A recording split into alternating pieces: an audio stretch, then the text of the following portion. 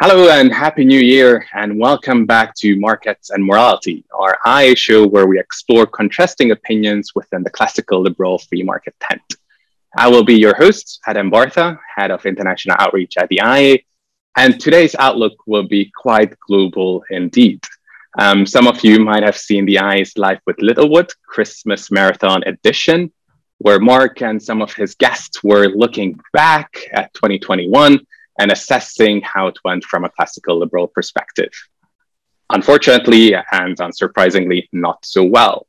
But we have got a new year and new possibilities, so today's episode will not look back, we will be looking ahead. And we will not only look ahead to 2022, but the rest of the decade and try to assess the future possibilities from a free market liberal perspective. So today's $100 question will be, will classical liberalism dominate the next decade? And in order to debate this, I'm delighted to welcome two fantastic classical liberal thinkers to the discussion, one of them perhaps a tad more optimistic than the other. So on the optimistic side of the ring, we have Alexander Hammond, who is the director of the Initiative for African Trade and Prosperity. The IATP's mission is to champion African free market solutions for increased prosperity by helping to support those best positioned to make a change, namely free market organizations and entrepreneurs on the ground.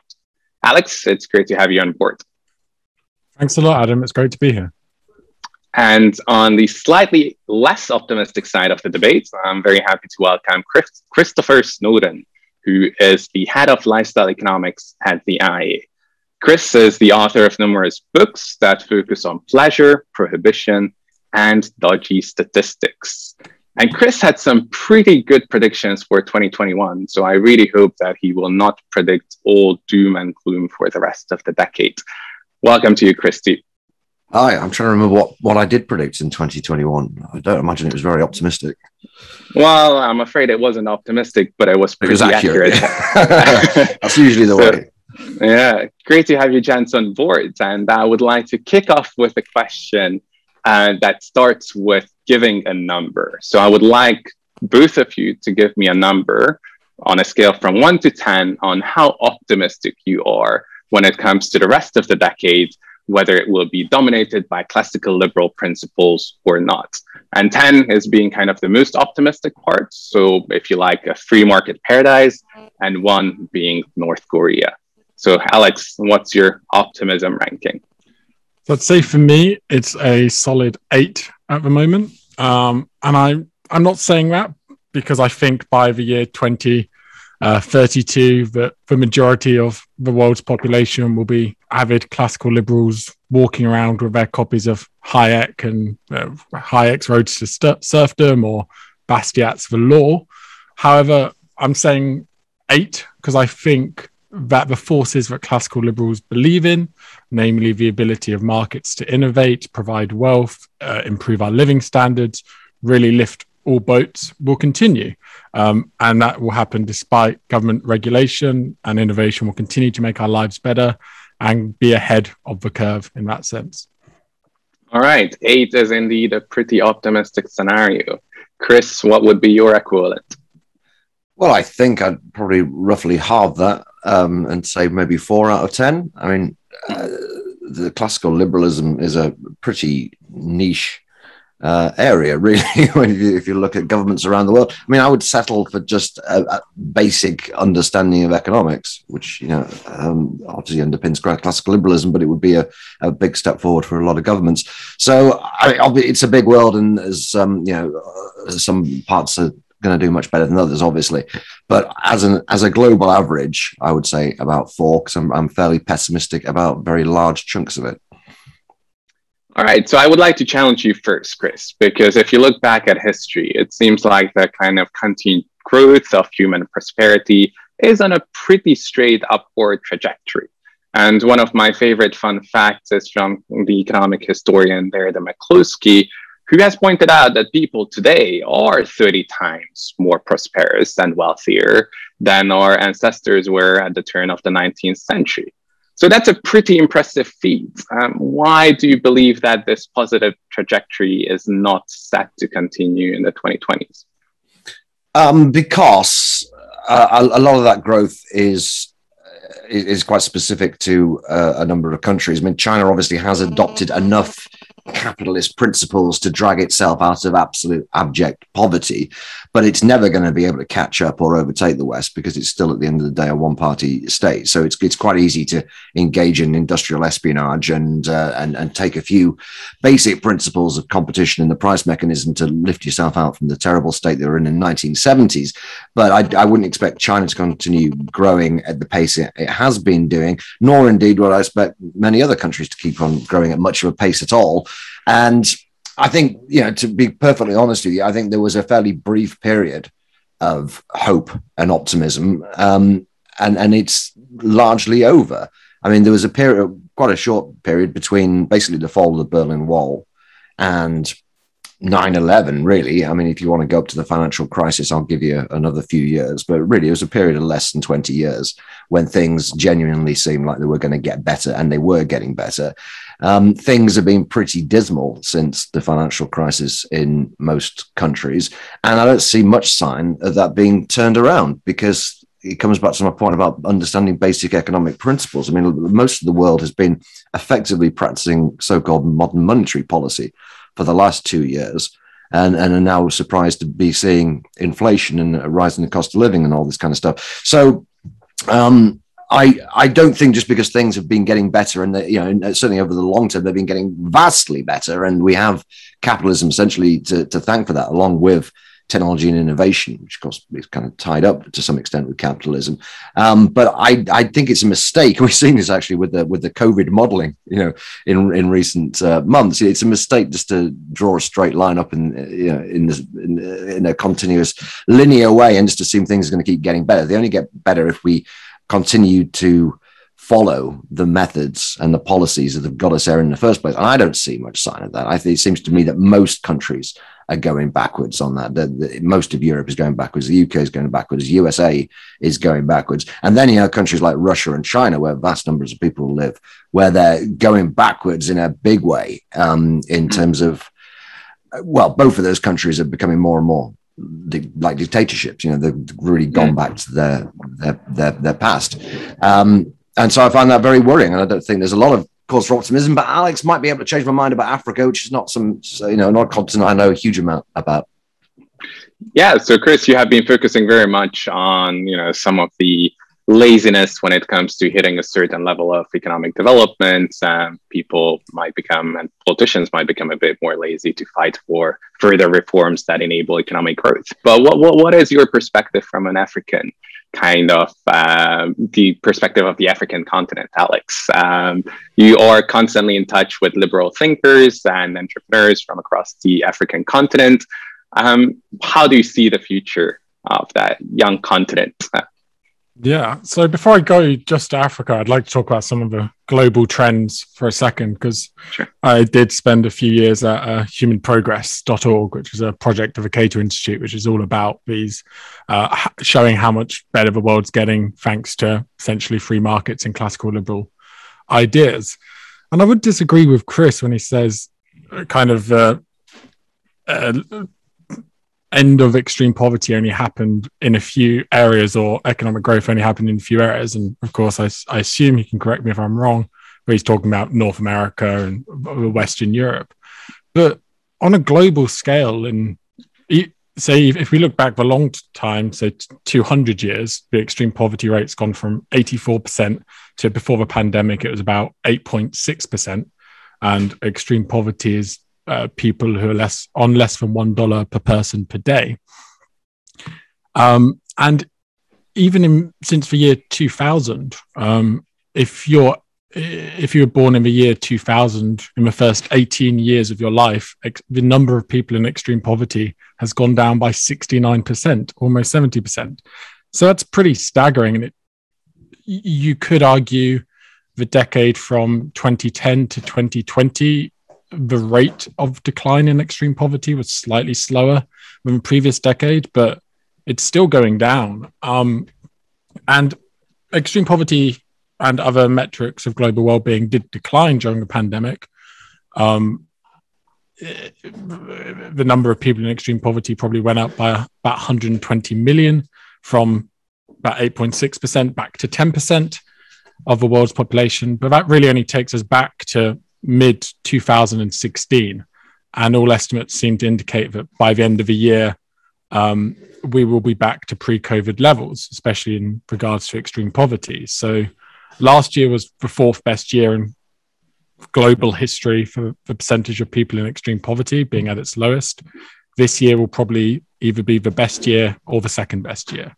So that's pretty good. My point is, sorry, just to interrupt, really. My point was really that a third of the world's population live in China or India, and both of those countries definitely have come on a lot. But I wouldn't say they've come on by adopting classical liberalism. I mean, India has been run as a socialist country ever since independence, really, and it just dropped some of the worst socialist ideas 20 odd years ago, and has seen the benefits of that in terms of driving down extreme poverty. We're talking about extreme poverty here, not about a really great standard of living. And the same pretty much in China since 1980. They haven't adopted classical liberalism. They've just got rid of 5-year plans and like the most lunatic communist ideas that they were running beforehand. That was all I was really saying. So what are the key drivers of this economic development then, Alex? Well, the world is becoming more, ignoring last year's just because the data isn't available on the metrics I'm about to talk about. But if we look at, say, Economic Freedom of the World report, which is a report by the Fraser Institute, the Cato Institute, and I think the IEA is a member as well, and a few other think tanks help them with that. The world is continuing to become freer since they started back in, I think, the 80s, 70s to 2019. The world is becoming freer. So if you're not, and they classify economic freedom by looking at freedom to trade, the extent of government regulation, sound money, private property rights, rule of law, and one other area, but I'm forgetting it. So even if we say 20 years ago we could be more optimistic that the world's getting freer, we're still freer now than we have ever been in human history. And if we're and as we work in classical liberal think tanks, there are more people working in the world of classical liberal think tanks and pushing these ideas than ever before in our history. So if you're not optimistic now, there's I don't understand why someone would be optimistic, say, 30 years ago, but not optimistic now. Sure, things could be much better than they are, but we're still living in kind of the best year ever for that, or at least, if not the best year, best top 4 years. Mm-hmm. And Alex, you have mentioned trade for a moment, and I would like to stick to that because, I try not to blame all bad things on COVID, but certainly the pandemic didn't really help people appreciate the kind of global interconnectedness and resilience of international supply chains. So as soon as there were any kind of blips in the system, politicians started to talk about the need to onshore production to become less reliant on other countries. But of course, if you want resilience, then putting all your eggs into one basket seems like a pretty bad idea. So it's much safer to kind of rely on international supply chains rather than just production within one country. So Alex, what do you actually think about global interconnectedness in the future? Do you think that will increase and continue to help us grow richer, or will politicians succeed in their neo-protectionist measures? Well, I think it depends on the region. And as we see with the sign behind me, I spend a lot of my time working on African trade and African economic development. And in Africa, in the next decade, it's set to really, really increase the level of free trade. That's because at the beginning of last year, 1st of January 2021, there was a free trade agreement, a continent-wide African continental free trade area was implemented. And to cut a long story short, 54 of the 55 African nations have signed it to show support, and about 39 have ratified it fully through their governments. So pretty good start. And the aim of a free trade area is within 5 to 10 years, 90% of tariffs on goods traded between African states will be abolished. And that's fantastic. So that means by 2032, we should have, if everything goes to plan, 90% of tariffs removed on goods traded between African states. And the benefits of this could be absolutely enormous. The World Bank, who tends to be not too optimistic about the benefits of free trade, estimates that even to set a current schedule of things, even if it's not accelerated, that by 2035, this free trade area could lift 30 million people out of extreme poverty in Africa, increase regional incomes by about $500 billion, increase wages by 10%. And of course, they could be drastically wrong, but even if they're wrong by a factor of, say, instead of 30 million, it's 10 million, but still a pretty good start just from a free trade area. And I guess more importantly for classical liberalism, what this free trade area shows is that there's been an immense ideological shift on the continent. And I don't think this is talked about enough, but after independence, virtually every single African state, bar one or two or three, kind of took the African socialist route to what they thought would be prosperity. And the Organization of African Unity, which was kind of, think of it as a really, they call it the dictators club nowadays, but they had the vision it would kind of be a bit like the EU.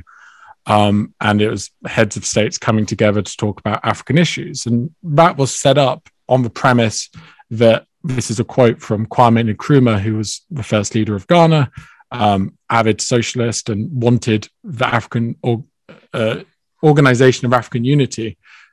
His vision for it was a united socialist Africa is a necessary condition for the realization of the African personality. That's his quote, not mine. And it was extremely socialist for a long period of time. Yet today, the successor for that organization is the African Union, and they've just put in place this free trade deal. And even if we don't believe some African leaders at face value, still the trend is the president of Rwanda calls himself an avid free trader. The president of South Africa has recently said that free trade will unleash Africa's economic potential. So even if they don't, the trajectory is in the right direction. That's rather reassuring. Even if a free trade area fails, which I don't think it will, but even if it does, it shows there has been an ideological shift in a positive direction, and that is something to celebrate. And It seems classical liberal ideas will dominate in Africa the next decade more so than any other decade in their history. Music to my ears. But Chris, are you that optimistic about free trade when it comes to European continent? You have been busting the EU for being too protectionistic. Now the UK is outside of the EU. Are you optimistic that at least in that regard, the UK is going to perform well in the next decade? Not massively, but certainly it's plausible. Liz Truss seems to be doing her best to get lots of trade deals, so that's good.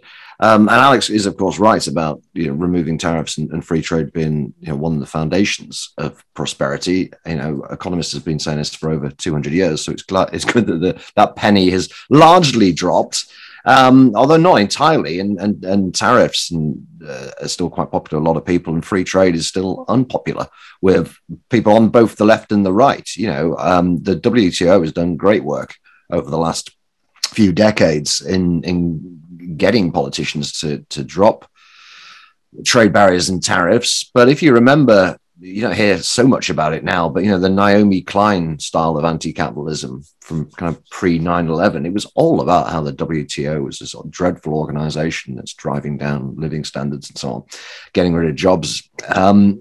And of course, free trade is also pretty unpopular on the populist right. People like Donald Trump, for example. So I don't think we can take it for granted. But yeah, I mean, look, Africa has a huge amount of potential, but it's always had a huge amount of potential, which it hasn't fulfilled. And I hope it will now. I'm fairly optimistic about Africa. And as I say, Alex knows a lot more about it than I do. But, it's a big world out there, and I would come back to the point that, on the European side, it's just more and more regulation, and of course they don't really believe in free trade with the world. They believe in free trade within 27 countries, plus a few others they have trade deals with, I guess. And the biggest country in the world, China, the hopes that we had that once China joined the WTO, it would liberalize and democratize. I mean, they've been shattered. I mean, the Chinese Communist Party is reasserting its control. The president in particular is gearing himself up to be president for life, as is Putin. And yeah, there are other places where things are on the up. And I think Alex is probably right to say that, generally speaking, there is more and more of an understanding that tariffs are a bad thing and trade deals are a good thing. But is that enough to lift my optimism above a 4 or a 5? I'm not really sure it is. Sure. Well, and sorry, do you mind if I interject? No, go on. Yeah, sure. Well, it may be the case that in some parts of the world, the benefits of some economic historians call Smithian growth, which is economic growth through gains from free trade and gains from trade, wanes. So in Europe, for example, we could see. Let me start with Smithian growth. Smithian growth is basically gains from trade. Country A trades with country B, and they both become better off thanks to comparative advantage and better transportation. Whereas that could be the case where eventually that runs out. And it can eventually, the gains of this trade can become exhausted. And we can, of course, say that tariffs prematurely limit the gains that could be seen from that trade. However, what won't be limited in the next decade is Schumpeterian growth, which is growth through technological change and new ideas, which is essentially we get better at making things for cheaper or get better at making things that didn't exist before.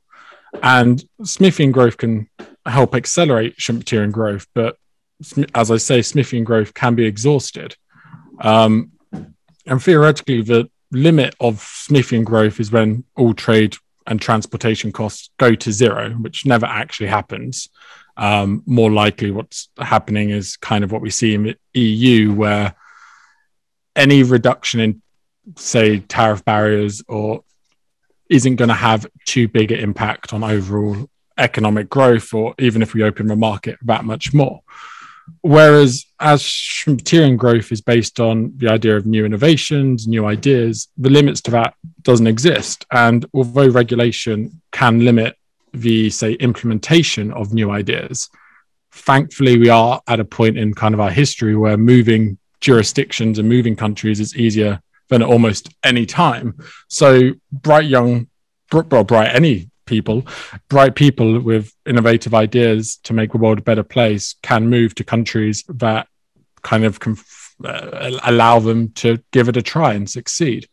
So I think that's quite important, is that the growth from innovation will continue, whereas potentially in some places like North America and Western Europe, the growth that comes from free trade might just kind of wane and peter out. Yeah, I think that's a very fair point. Because the people who are against Brexit were saying, well, actually, how much economic growth are we going to get even if we do get trade deals with all these countries? And the answer is actually not that much, really, for the reasons that Alex has already outlined. The big problem is non-tariff barriers. And when people are organizing free trade deals, it's really regulation they're talking about. And most governments these days, particularly in the West, have lots of other priorities other than economic growth. So you'll have farming standards, environmental standards, and so on, which people like Michael Gove are obsessed by, which all hinder growth, really. And so, the tariffs are not as big a deal as they used to be, except probably in some of the kind of ex-communist African countries, But that just reinforced my point that, stifling regulation is going to be the thing that kills off growth in the future. And as I see no sign whatsoever of the kind of legislative splurge on an increasing number of petty regulations. This week the government said it wants to ban tomato ketchup sachets and vinegar sachets. I mean, this is a political class that is just constantly looking for stupid things to ban and ways to micromanage people's lives. And maybe I'm taking too much of a UK focus because I'm in the UK, but it doesn't seem to me that this is a problem that is unique to the UK. The European Union, for a start, is pretty keen on this kind of stuff. So yes, of course, we might have innovation, we might have technology, but and we probably will, of course we will. Whether it will be game-changing in the way that the innovations of the last 100 years have been, we obviously don't know. But that seems to me a bit of a wing and a prayer to say, well, we'll have growth because we'll have things invented that we can't yet imagine. Yeah, we might do, or we might not. And Chris, sorry, Chris, just to pick up on one of your points, you mentioned that there's kind of the ever-growing regulatory state. What do you think is the kind of driving factor behind it? Because most developed countries are so much better positioned to create impact assessments and try to calculate the consequences of new laws and regulations. Yet, we still see a lot of these regulatory affairs continue to ever expand. So is it that we have created such a complex system for ourselves that it became very, very difficult not to have that complex regulatory state? Or is something else kind of the driving force behind it? Well, we have too many politicians, and politicians are looking for things to legislate on, and they have a huge number of interest groups around them who are constantly urging them to do so. As you know, I deal with the nanny state stuff, mostly the IEA, and this is just a constant, endless thing. It's only one small fraction of the overall regulatory burden, but it's kind of emblematic because it is endless and it goes on, and that's just one special interest group. The public health special interest group. You've got the environmental lobby. We haven't even mentioned net zero and the idea that we're going to halve carbon emissions around the world in the next 8 years. Or whatever the target is, but all this stuff is almost certainly going to hamper growth as well. It doesn't mean we shouldn't necessarily do it, but it does mean that we have an added obstacle here that we haven't had over the course of the last 200 years when we've seen all this fantastic improvement and reduction in extreme poverty. So it's partially about the wrong political incentives. Well, they are hard to change, I'm afraid. Final question, because although I very much enjoy listening to your thoughts, we're slowly running out of time. So we have started with 2 numbers for each of you, kind of your own optimism ranking. One for Chris, which was number 4, and one for Alex, which was twice as much, number 8. So I would like to hear your top 3 or maybe top 2 ideas for changes in the world that you would like to see happen in the next decade that could increase your respective ranking by at least 2 points. So that would be kind of the free market paradise for Alex, number 10, and that would be kind of a mildly optimistic take, 6 for Chris. So Alex, would you like to kick off? What would be the kind of policy ideas that you think could improve the next 10 years even further?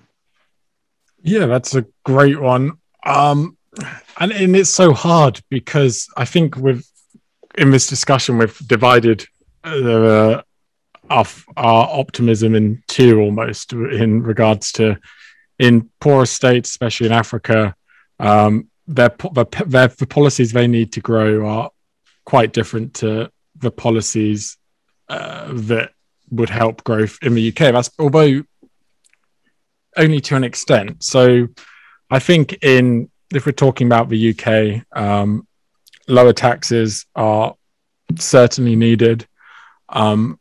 A great trend. So I'd say lower taxes, and that will help, of course, Africa as well, but especially in Western Europe and North America.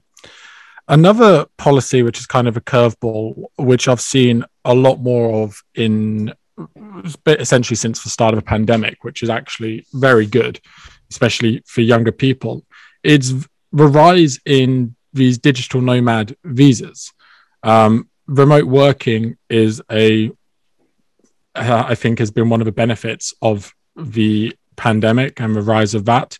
And these digital nomad visas essentially offered to different countries have different legislations, but normally it's a country says, if you meet these conditions, you can come stay in our country for X number of years. Typically you don't have to pay tax and you can kind of just live there, be based from there while doing your work. And I think this is a really great way for a lot of poorer developing countries to entice people in. The Caribbean has been very successful in many states in the Caribbean have implemented these policies, and I'd like to see more of that. And it also is a benefit because it helps push the innovation we've been talking about. If the regulation of the UK is absolutely crazy and who would want to start a business here, why not go to Estonia, who's offering it, or Georgia, or Costa Rica is also offering a digital nomad visa, and then to try and start your business there. So I think that almost touches on 2 different points. We've got in Western countries, I'd say lower taxes and just stop with the increasing regulation, whereas in developing countries trying to entice some of the talent that can lead and policies that can lead to greater innovation. Great. So lower taxes and freer movement of people. I like them both. Chris, what are your takes? Well, in quite a few countries, there needs to be a revolution, quite simply. I mean, a lot of the benefits we talked about have come about since the collapse of a lot of communist countries, but there are still some remaining, and there's some non-communist dictatorships still remaining. So there needs to be a revolution in places like Belarus or Turkmenistan, and indeed in China. The Chinese Communist Party needs to be deposed. Putin needs to be deposed. There needs to be liberal democracy in these countries before they can fulfill their potential in any classical liberal economic sense of the word. So I think that's really the most important thing if you want to bring about change. And in the rest of the world, we need to be teaching economics. And this is where the IEA comes in. I'm not totally pessimistic about this. It is in our hands. It can be done. We have the answers. But I look around a lot of countries, and it seems to me that economic illiteracy is increasing. There's remarkable kind of ignorance and naivety about what the economy is and how you generate growth. And I think we'll pay the price for it with much lower economic growth. I mean, Alex mentioned sound money earlier on. We don't have any sound money. And an economy in which interest rates have been at rock bottom for well over a decade is not a healthy economy. It's an economy that's scraping along, desperately trying to achieve some kind of growth. And I just don't think in a lot of these countries, absent the kind of things Alex mentions, a huge amount of innovation, low taxes, economic literacy, we're not going to see the kind of growth that we took for granted for most of the second half of the 20th century, let's say. Well, it's not often that I say that, Chris, but I hope you will be proven wrong after a nasty start of 2022 or not 2022, but the 2020s at least. I think we do need the rest of the decade to go very well. So I'm definitely Team Alex this time around. But thank you so much for your great ideas and the great discussion. And many thanks to our viewers as well who have joined us today. And do let us know what you think about the future and what you think about the arguments that the two gents have made today. And if you are interested in markets and morality debates in the future, please do follow the IE London on Twitter or hit the subscribe button below this video. Also, a special thanks to our donors, without whom our work at the IE would not be possible. And if you do wish to become one of those donors and support our work, consider subscribing to our IE Patreon account, where you can receive a lot of exclusive content and have a sneak peek into some of the behind-the-scenes discussions as well. But for now, thanks a lot for joining, and I hope to see you in 2 weeks' time again.